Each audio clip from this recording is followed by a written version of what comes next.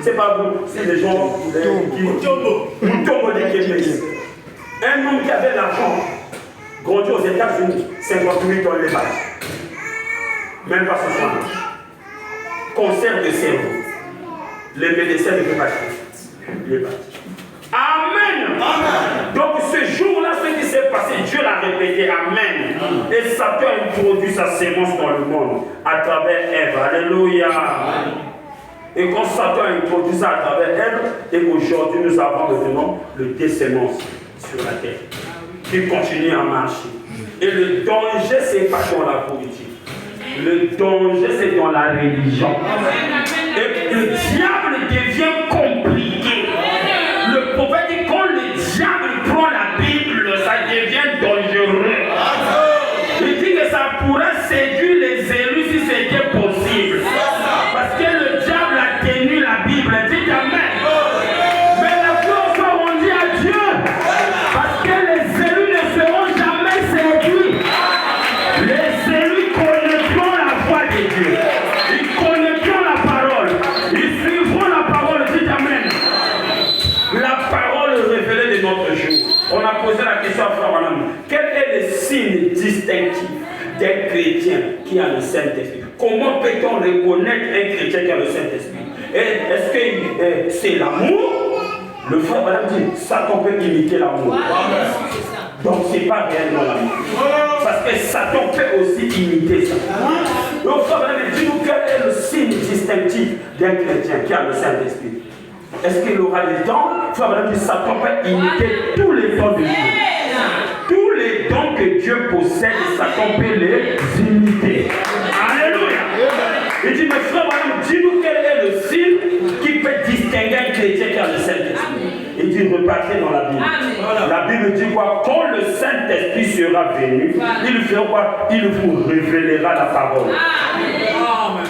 Alors si un chrétien a le Saint-Esprit, il va reconnaître la parole de son jour et vivra toute la parole. Parce que Satan ne peut pas vivre la parole. Satan ne peut pas apporter les détails de la vision.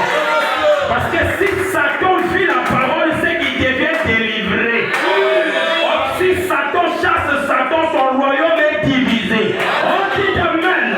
Donc le signe distinctif d'un chrétien qui a eu le Saint-Esprit en lui, c'est le fait de reconnaître la parole de son jour et la vivre mot à mot. Oh, que Dieu te bénisse. Alléluia. Alors regardons ce personnage. Deux personnages pour terminer. Nous sommes en train d'atteindre. Il est encore 11 heures. On va atteindre. Le prophète il dit quoi? Au paragraphe c'est 68. Le jour du temps de la fête. Il dit Balaam, loin du même esprit qui était sur Moïse. Balaam était un prophète. Est-ce que vous le savez? Il était loin du même esprit qui était sur Moïse. Frère Madame dit quelle était la différence? Quelle était la différence entre Moïse et Balaam? Frère Balaam dit l'enseignement de Moïse était parfait. La Bible dit ici que dans 2 Pierre, c'était l'enseignement de Balaam que Israël avait accepté, que Dieu n'a jamais pardonné. Quelle faisait la différence entre Moïse et Balaam? C'était l'enseignement. Qu'est-ce qui fait la différence entre le prophète Branham et Émile Fassi-Tukwabo? L'enseignement. Qu'est-ce qui fait la différence entre Malachie 4 et Simon Kimbangu? L'enseignement. Est-ce que tu peux dire l'enseignement? Est-ce que tu peux encore dire l'enseignement? Qu'est-ce qui fait la différence entre le prophète Branham et le pape Jean-Paul?